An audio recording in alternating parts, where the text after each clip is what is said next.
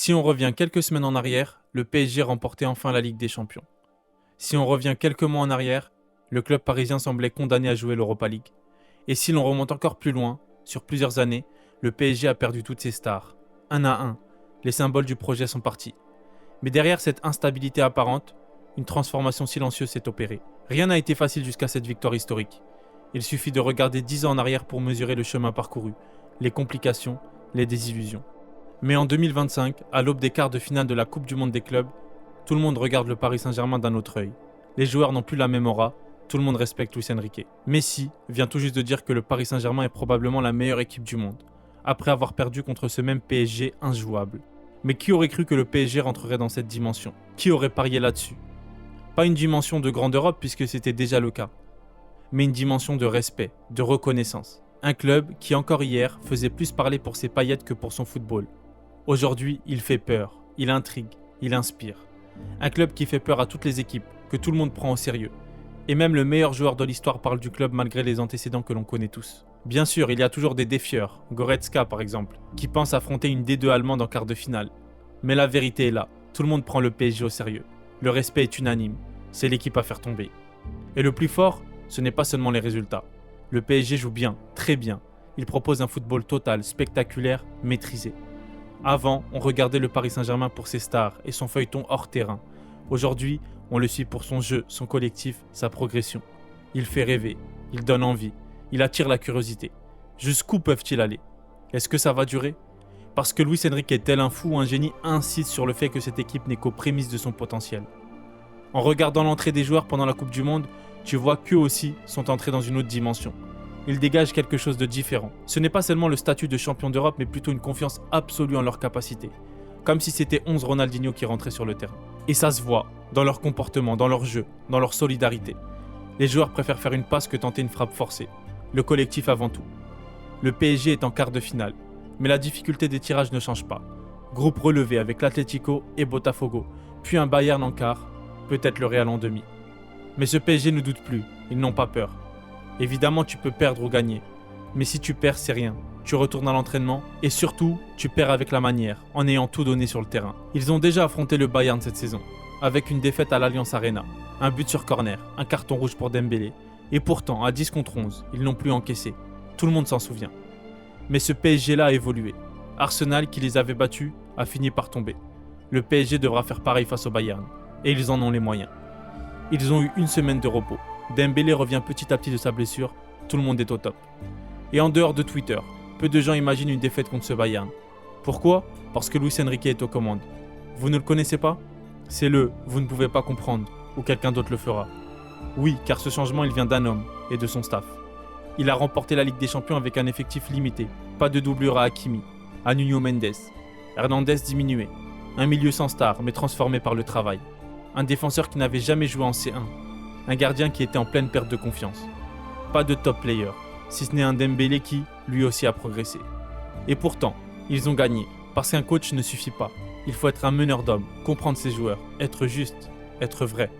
C'est ça la recette Luis Enrique. Tu cours ou tu sors. Personne ne veut chauffer le banc. Tout le monde joue pour l'équipe. Et en vrai, Luis Enrique n'est pas le seul entraîneur à avoir dit ce genre de choses et à imposer de courir partout. Mais derrière, il faut assumer et appliquer cette règle jusqu'au bout. Et quand tout le monde a vu que Dembélé n'a pas été convoqué pour le déplacement à Arsenal, tout le monde a compris. C'est là où toute l'équipe a pu voir que Luis Enrique c'est pas des paroles en l'air. Et c'est peut-être ça, la plus grande victoire de ce PSG.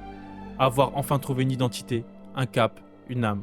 La Coupe du Monde des clubs a débuté de la meilleure des manières pour le Paris Saint-Germain, avec une victoire éclatante 4-0 contre l'Atlético de Madrid. Une démonstration de force qui a rassuré tout un club, tout un vestiaire et une grande partie des supporters. Mais derrière l'euphorie, un petit détail a retenu l'attention.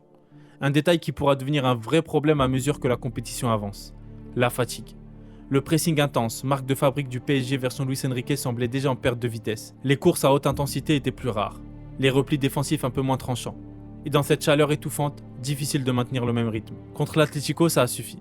Mais ensuite, face à Botafogo, Luis Enrique a dû faire un choix. Faire tourner l'effectif ou assurer la qualification en alignant l'équipe type.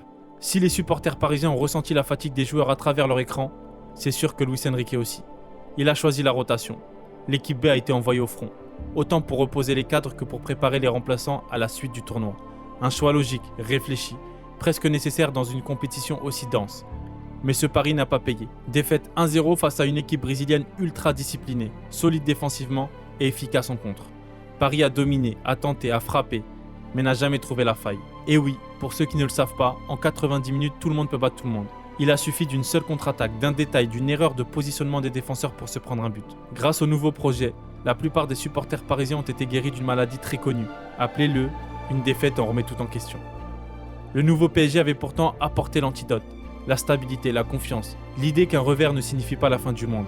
Mais contre Botafogo, quelques symptômes sont réapparus chez certains, toujours malades. Heureusement, la majorité reste lucide. Perdre, ça arrive.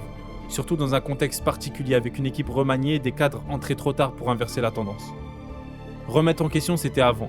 Là, le PSG peut perdre 100 fois qu'il n'y a rien à remettre en question. Quand on guérit, on guérit. Pas besoin de chercher plus loin. Pas de quoi paniquer. D'autant plus que le match suivant, contre Seattle, a rassuré tout le monde. Victoire 2-0, qualification assurée, première place du groupe validée. Mais comme souvent avec le PSG, en terminant premier, les Parisiens héritent du côté du tableau le plus relevé. Bayern Munich, Real Madrid, Dortmund. La fameuse maladie du tirage compliqué qui, elle, ne semble jamais vouloir quitter Paris. En 8e, c'est l'Inter Miami qui se dresse face au PSG. Des retrouvailles attendues entre Lionel Messi et ses anciens coéquipiers, dans un contexte marqué par les déclarations passées de l'Argentin sur le club parisien. Mais à la surprise générale, les retrouvailles sont chaleureuses. Respect, sourire, accolade. Car Messi n'a jamais eu de problème avec ses anciens partenaires. C'est l'environnement institutionnel qu'il critiquait. Sur le terrain, en revanche, il n'y a pas de place pour la nostalgie.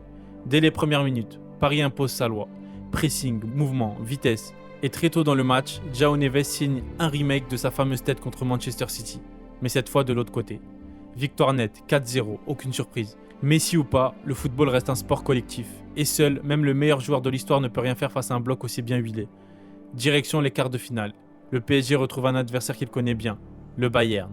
Un choc entre deux géants, un classique européen moderne et une revanche dans l'air. Car l'année dernière, le PSG s'était incliné sur un score de 1-0.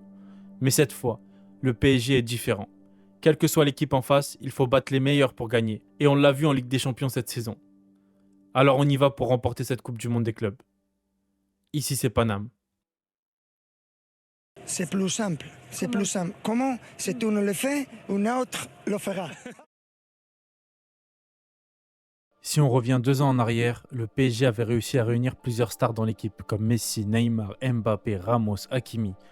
Le Paris Saint-Germain semblait invincible sur le papier. L'ambition était claire, dominer l'Europe. Mais très vite, le rêve s'est effondré. Pochettino, malgré un effectif digne des plus grands, n'a jamais réussi à imposer un style de jeu cohérent. Les individualités brillaient par moments, mais le collectif était inexistant.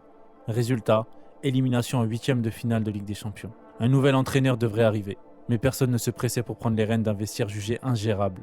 Entre les égos surdimensionnés, la pression médiatique et l'exigence constante de gagner, les candidats se faisaient rares. Finalement, le PSG se tourne vers un entraîneur français, Christophe Galtier, épaulé par Luis Campos pour le recrutement. Fabien Ruiz, Carlos Soler, Vitinha, de nouveaux visages. Il y avait déjà un début de changement avec des recrutements de joueurs inconnus. Mais le même scénario. Élimination précoce, critiques répétées, manque de collectif, rien ne changeait. Le problème devenait évident. Accumuler des stars ne suffisait pas. Les grandes individualités ne faisaient pas un grand collectif. Les entraîneurs se succédaient, mais le résultat restait le même. La direction en prenait conscience. Le projet parisien perdait en crédibilité. Les grands entraîneurs hésitaient à signer, conscients de l'instabilité du vestiaire. Trop d'ego, trop de contrats XXL, trop de pression et pas assez de liberté. Même ramener de nouveaux joueurs devenait compliqué au vu de la mauvaise pub du PSG en France et à l'étranger. Des noms circulaient. Nagelsmann, Arteta, Mourinho. Mais personne ne pouvait franchir le pas. Finalement, le PSG parvient à convaincre Luis Enrique de rejoindre le projet. Mais pas sans condition. L'Espagnol pose ses règles. Contrôle total sur le recrutement, autonomie tactique absolue et un projet basé sur le collectif, pas sur les individualités. Il ne voulait pas d'un vestiaire rempli de stars. Il l'avait dit dans son documentaire. Messi, Neymar, Mbappé dans le même vestiaire, impossible pour moi, ça ne m'intéresse pas. Rapidement, le projet prend un virage inattendu. Messi s'envole pour la MLS, Neymar signe en Arabie Saoudite, même des joueurs emblématiques comme Verratti sont mis de côté. L'entraîneur espagnol estimant qu'il n'avait pas l'hygiène de vie nécessaire pour son projet. Mbappé, quant à lui, se retrouve dans le loft, exclu du groupe pour des histoires de prolongation de contrat. Le grand ménage avait commencé. Cette purge ne se fait pas sans bruit. Les supporters se divisent, les critiques pleuvent. Luis Enrique est jugé pour son jeu stérile, pour ses choix radicaux, pour sa gestion implacable du vestiaire. Il n'hésite pas à écarter des joueurs emblématiques, à tester différentes compositions, à bouleverser les habitudes. Pas de numéro 9, des schémas tactiques changeants, des joueurs déplacés à des postes inattendus. Personne ne comprenait vraiment où il voulait en venir. Et lui, imperturbable, répétait en conférence de presse « Mes actions parleront pour moi ». Contrairement à ses prédécesseurs, il semblait insensible aux critiques. On a donc un Luis Enrique déterminé, sûr de ses choix, prêt à tout abandonner plutôt que de renoncer à ses principes. La première saison de Luis Enrique sur le banc du PSG commence. En Ligue 1, tout se passe bien, en Coupe de France aussi. Mais en Ligue des Champions, c'est une autre histoire. Quand Paris gagne, c'est parce que l'adversaire est faible. Quand Paris perd, c'est la faute du système de Luis Enrique. Les critiques sont unanimes. Un système trop complexe, un jeu trop stérile, des choix tactiques douteux. On réclame un 4-3-3 classique. On exige que chaque joueur soit à son poste de prédilection et surtout, on demande de ménager Mbappé, de jouer sur lui, d'accepter ses caprices, de ne jamais le sortir. Mais Enrique ne cède pas. La défaite 4-1 contre Newcastle accentue les tensions. Une défaite amère, des critiques encore plus virulentes. Pourtant, Enrique reste fidèle à ses principes, ne tombe jamais sur ses joueurs, prend toute la responsabilité en conférence de presse, il est imperturbable. Ce que peu de gens comprennent, c'est qu'Enrique hérite d'un PSG en ruine, sans fond de jeu, sans cohésion. Son objectif est clair, bâtir un collectif, reconstruire une mentalité, insuffler une identité. Un processus long, laborieux mais nécessaire. Malgré tout, le PSG s'en sort. Il se qualifie en 8e de finale dans le groupe le plus relevé de la compétition. Le club élimine la Real Sociedad, puis le Barça, avant de chuter contre Dortmund. C'est insuffisant pour certains, mais la progression est là. Enrique, encore une fois dans son documentaire, le dit. L'an prochain, on sera plus fort sans Mbappé. J'aurai un contrôle total sur l'équipe. Pas parce qu'il ne considère pas Mbappé comme un crack, mais parce qu'il ne correspond pas à l'idée du collectif que Luis Enrique veut instaurer. Par exemple, Enrique n'hésite pas à le sortir contre Monaco après une mauvaise première période. Un geste fort, symbolique. Vous vous souvenez de ce qu'il a dit ? Mes actions parleront pour moi. La polémique explose. On ne sort pas Mbappé. Mais selon qui ? Selon quelles règles ? Il y a 11 joueurs sur le terrain et pour Enrique, personne n'est intouchable. Pas de passe droit, pas de traitement de faveur. C'était osé, c'était risqué, mais c'était nécessaire. Et pour la première fois, une partie des supporters soutenait cette prise de position. La première saison se finit, un bilan plutôt positif, mais pour une fois, la direction et les supporters se sont rendus à l'évidence. Le PSG s'engage dans un nouveau projet, jeune, collectif, centré sur le jeu, et non plus sur les individualités. On laisse tomber la Ligue des Champions, ce n'est pas pour maintenant, pour dans 4 ans peut-être. Mbappé quitte le club pour le Real Madrid. Le recrutement est jugé insuffisant par l'opinion publique. Neves, Safonov, Doué, Pacho, des joueurs inconnus. Un recrutement digne du Celta Vigo. Pourtant, Enrique refuse de céder à la tentation des stars incompatibles avec son projet. Il prend ce qu'il y a. Il aurait pu ramener des stars, mais il les a refusées. Pas compatibles avec son projet. Est-il trop exigeant ou c'est-il exactement ce qu'il fait ? L'avenir nous le dira. La deuxième saison débute et les critiques pleuvent encore. Pour beaucoup, sans Mbappé, le PSG ne pourra jamais remplacer les 50 buts par saison qu'il a portés. Mais sur le terrain, c'est un autre PSG qui se dévoile. Plus mobile, plus collectif, chaque joueur court. Les déplacements sont fluides, l'intensité est là. Les critiques continuent, mais une minorité lucide voit le changement. Des surprises émergent, Neves, Pacho, des joueurs qui n'étaient pas attendus à ce niveau, mais qui brillent sur le terrain. Le seul problème, l'efficacité. Paris domine, mais ne conclut pas. Un manque de réalisme qui met en péril le travail colossal de Luis Enrique. Les critiques se calment un peu, certains commencent même à admettre qu'il se passe quelque chose. Paris domine ses adversaires, même après les défaites contre Arsenal, le Bayern ou encore l'Atlético. Le PSG est en difficulté au classement, mais Enrique reste impassible. Ce n'est pas moi qui vais mettre les ballons au fond. Moi, j'aide mes joueurs à se créer les occasions. L'histoire n'est pas terminée. Enrique est toujours là, droit dans ses bottes, prêt à défendre ses choix et à imposer sa vision. Et peut-être cette fois, le PSG n'aura pas besoin de stars pour briller en Europe, mais juste d'un collectif soudé et un entraîneur qui n'a pas peur de tout reconstruire. En interne, il pousse ses joueurs à croire en leur potentiel. On est l'une des meilleures équipes de la compétition. Avec un peu plus d'efficacité, on ira loin. Tout est possible. Les décisions fortes continuent. Comme l'an passé avec Mbappé et Monaco, cette saison, c'est Dembélé qui en fait les frais, contre Arsenal. Les critiques explosent encore une fois. On ne peut pas se permettre ça contre Arsenal. Mais pour Enrique, l'essentiel c'est le collectif. Un joueur, c'est rien, c'est le groupe qui compte. Donc Dembélé, pas Dembélé, on ira en guerre sans lui. La Ligue 1 continue, Paris reste invaincu. Enrique fait tourner son effectif, personne n'est intouchable, il justifie ses choix. Il y a trop de matchs, tout le monde doit pouvoir aider, peu importe le poste. Si un joueur chipote, il ne joue pas. Avec les pleins pouvoirs accordés par le club, personne ne peut le contredire. Néanmoins, sur certains aspects, il se remet en question, libérant par exemple davantage le jeu en transition, là où au début, il ne jurait que par la possession. Cette évolution rend Paris encore plus imprévisible. Une maîtrise du ballon couplée à des centres ravageurs. Le mercato hivernal approche, et Enrique souhaite renforcer l'équipe. Kvaratskhelia est en ligne de mire. Mais pour signer, il faudra passer l'épreuve du coup de téléphone avec Enrique. Un test de compatibilité essentiel pour l'Espagnol. Le recrutement prévu doit aussi permettre à Barcola d'avoir une concurrence saine, indispensable pour tenir le rythme infernal de toutes les compétitions. Pendant ce temps, les joueurs progressent à vue d'œil. Doué entre dans une autre dimension. Fabian Ruiz gagne en maturité. Donnarumma progresse dans les airs et prend confiance. Neves, tout juste arrivé, affiche une assurance digne des plus grands. Le collectif se construit. Le jeu se peaufine. L'équipe gagne en efficacité. Et tout cela nous mène à janvier, face à un géant européen, Manchester City. Le PSG s'apprête à défier Manchester City, un géant européen. Sur le papier. Car au vu de leurs dernières prestations, les Anglais semblent moins impressionnants qu'auparavant. Pourtant, l'affiche reste un choc incontournable de la Ligue des Champions. Très vite, le match tourne mal pour les Parisiens menés 2-0. Dans un autre contexte, dans un autre PSG, ce genre de scénario aurait signé l'arrêt de mort de l'équipe. On l'a vu tant de fois, le mental craque, le collectif explose, l'adversaire déroule. Mais pas cette fois. Ce PSG version Luis Enrique est différent. Loin de s'effondrer, les Parisiens se révoltent, prennent le contrôle du jeu et finissent par s'imposer 4-2. Une remontée spectaculaire, impensable il y a encore quelques années. Le symbole d'un collectif fort, d'un groupe qui ne lâche rien. Un Ousmane Dembélé transformé depuis 2025, repositionné en faux numéro 9. Il explose littéralement sous les ordres de Luis Enrique. Pour beaucoup, cette décision semble presque anodine, voire évidente. Mais alors pourquoi personne n'avait réussi à le transformer de cette manière, même au Barça ? La réponse est simple. Luis Enrique a su exploiter tout le potentiel de Dembélé à travers un travail mental et physique colossal. Il a réussi là où d'autres ont échoué. Encore une fois, la patte de l'Espagnol fait la différence sur tous ses joueurs. Discipline, rigueur. Si tu ne veux pas courir, quelqu'un d'autre le fera. Depuis 2025, tout s'enchaîne. Élimination de Liverpool en 8e, encore un exploit sur plusieurs aspects. Déjà sur le jeu, le PSG est plus fort, donc la qualification n'est pas choquante. Mais ce qu'il faut noter, c'est que le PSG, après avoir écrasé Liverpool au parc et avoir perdu 1-0, est allé à Anfield dans l'optique de renverser la situation avec un mental d'acier. Ils ont tenu 120 minutes à Anfield sans encaisser un but, c'est une dinguerie. Et le moment clé, la séance de tir au but. Aucun tremblement, aucune hésitation. Les joueurs sont unis, solidaires, autour de leur tacticien espagnol. Vous vous souvenez de cette image marquante? Le groupe rassemblé, les bras autour d'Enrique, concentré, déterminé. Une scène qui symbolise le changement d'état d'esprit, cette capacité à ne plus craquer dans les moments décisifs. Une nouvelle fois, la patte Enrique. En quart de finale, l'adversaire est Aston Villa. Démonstration de force à l'aller comme au retour des Parisiens. Mais ce n'est pas seulement le score qui impressionne. Quand ils se font remonter au score à Villa Park, en temps normal, ils auraient coulé. Là, ils ont tenu la pression. Le dernier obstacle avant la finale se nomme Arsenal. Un déplacement à l'Emirates, mais Paris ne tremble pas. Victoire 1-0. Match maîtrisé de bout en bout. Au retour, le Parc des Princes est en feu. Le PSG s'impose à nouveau et valide son billet pour la grande finale. 2 saisons sous l'ère Enrique. Une demi-finale puis une finale. Et à chaque fois, le parcours le plus difficile possible. Pas de chemin facile, pas de petit tirage. Le PSG s'est imposé face aux géants d'Angleterre, au club historique et a montré un visage conquérant. Aujourd'hui, malgré les critiques incessantes, malgré les doutes des débuts, l'équipe de Luis Enrique est devenue l'une des meilleures d'Europe et du monde.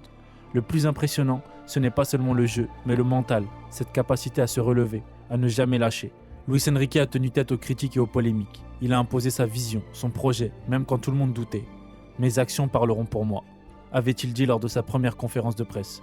Aujourd'hui, il n'a jamais été aussi proche de tenir cette promesse. N'oublions pas, il a récupéré un PSG en miettes, un PSG où tout le ménage était à faire. Il a tout changé.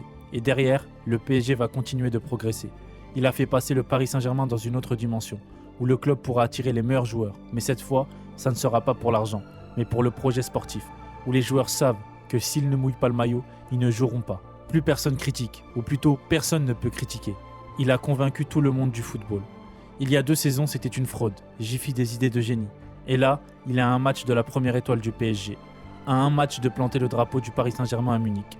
On était dans le train depuis le début. Et heureusement, il y a encore des gens qui regardent les matchs et qui n'écoutent pas ce qui se dit dans les médias. Luis Enrique est supporter parisien. D'ailleurs, pour ceux qui ne l'ont pas vu, la vidéo sans merci de Luis Enrique. Restez branchés pour le prochain épisode. Ici c'est Paname.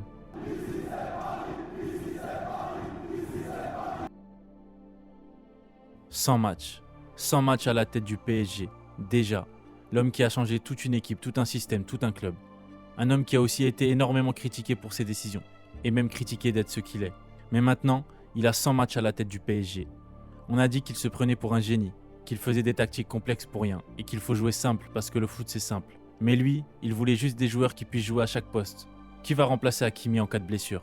Mais non, il faut faire un 4-3-3 et ne pas faire tourner l'effectif, cramer les joueurs et enchaîner les blessures. Plus de 100 critiques, mais maintenant, c'est 100 matchs au PSG. Il ne veut pas de joueurs qui ne mouillent pas le maillot. mais il fallait pas sortir Mbappé à la mi-temps contre Monaco. Luis Enrique a dit à son arrivée au PSG « Mes actions parleront pour moi ». Et 100 matchs plus tard, on voit la différence. Quel coach aurait pu se priver de son meilleur atout pour le déplacement à Arsenal? Personne n'était d'accord. Lui voulait montrer l'exemple. Peu importe ton statut ou le match, c'est le collectif qui jouera et non un joueur. Et j'assumerai les conséquences de la défaite. Mais au moins, les joueurs savent à quoi s'en tenir. Et 100 matchs plus tard, on voit un Dembélé totalement transformé. Je ne veux pas un joueur à 50 buts, mais plusieurs joueurs à 20 buts. Et 100 matchs plus tard, devinez quoi? Parmi les entraîneurs qui ont dirigé au moins 50 matchs de C1, Luis Enrique sur sa carrière a le meilleur ratio de taux de victoire, devant Guardiola. Et dans la plupart des défaites, ce n'était même pas mérité. Il a dit c'est pas à lui de mettre les ballons au fond, il doit juste amener son équipe à créer les occasions. 100 matchs à la tête du PSG. Après une année à le critiquer, tout le monde retourne sa veste. 100 matchs. Et sans mauvais jeu de mots, on peut dire que sans Enrique, nous, supporters parisiens, on aurait vraiment fini par ne plus rien espérer du PSG sous QSI. On prend du plaisir tout le temps, dans tous les matchs. Les journalistes ne peuvent plus rien dire. Tous les coachs d'Europe ont peur du PSG. Énormément de joueurs maintenant choisissent le PSG par rapport à d'autres clubs d'Europe. On remonte des scores après être mené sans stress et sans pression. N'ayons pas peur de le dire. 100 matchs. Et Luis Enrique est le meilleur entraîneur de l'histoire du PSG. L'année dernière, c'était demi-finale. Et cette année, c'est finale. 100 matchs, sans drama. 100 matchs, sans star. 100 matchs, mais un collectif. Merci Enrique pour le changement. Tu as demandé de rester 100 matchs de plus. Alors on continue l'aventure. Et on veut des victoires par centaines. Allons chercher cette Champions League. Et même dans la défaite, nous, supporters parisiens, on est avec toi. Parce que ce qu'on vit, c'est déjà énorme. Le nouveau PSG vous a prévenu. On va s'installer en Europe pour des années. Luis Enrique est supporter parisien. Merci.